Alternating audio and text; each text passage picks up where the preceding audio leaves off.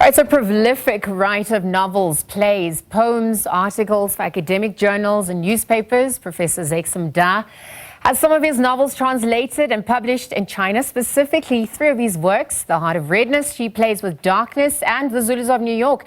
They were all recently launched in Wuhan in China after being translated into Mandarin. Additionally, his earliest novel, Ways of Dying, has also been published in China.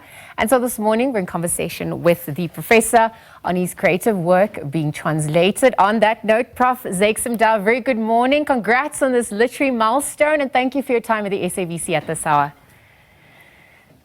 Oh, hello, and thank you very much, and thank you for having me.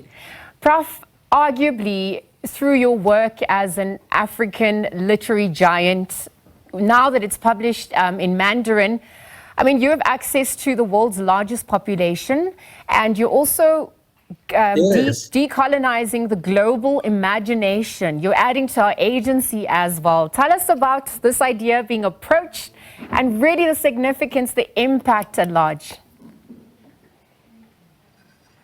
Yeah, well, you see, the Chinese lagged behind a little bit because already over the years, my books, novels particularly, have been translated into many other languages, maybe 25, maybe up to 30, you know. Yeah.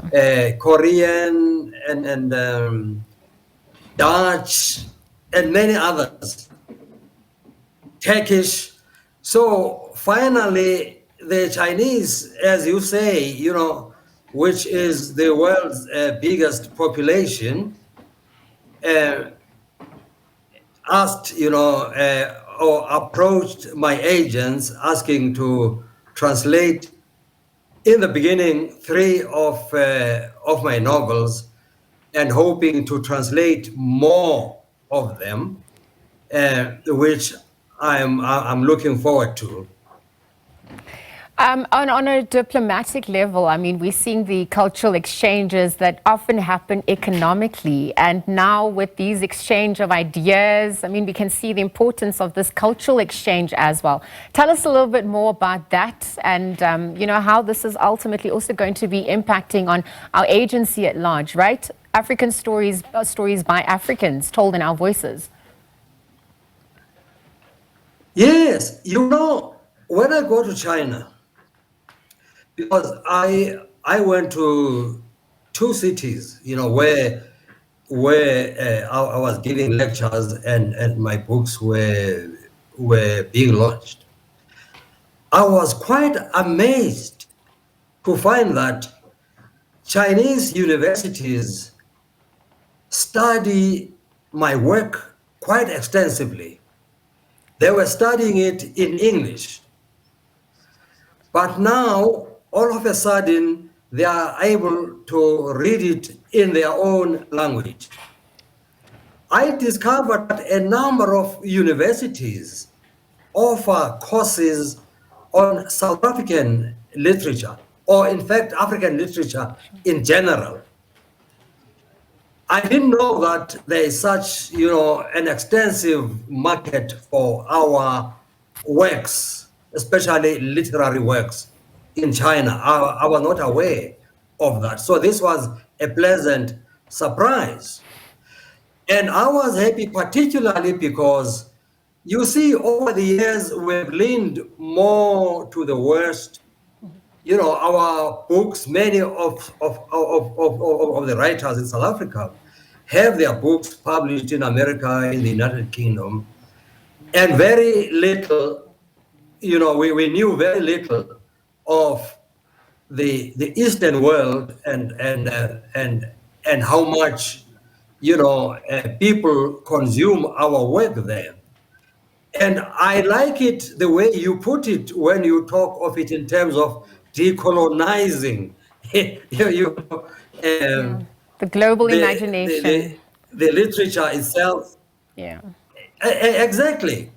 And which is what is happening now. Yeah.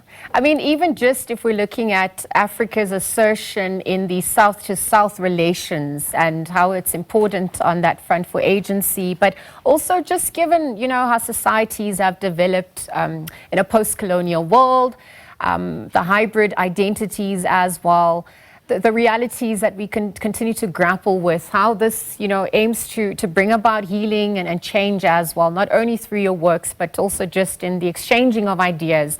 Tell us a little bit more about how that Exactly. plight continues for you. In fact, we get to know of other societies Yeah. through such works of art, through literature, through film, through art in general.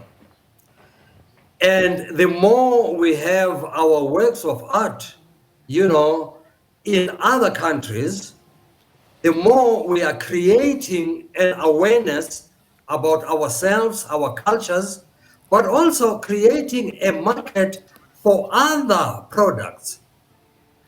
Because when people already know of us in other spheres of life, they become much more open to other products from our country that go into their country. So now they become aware of who we are, what we can do, what we can produce.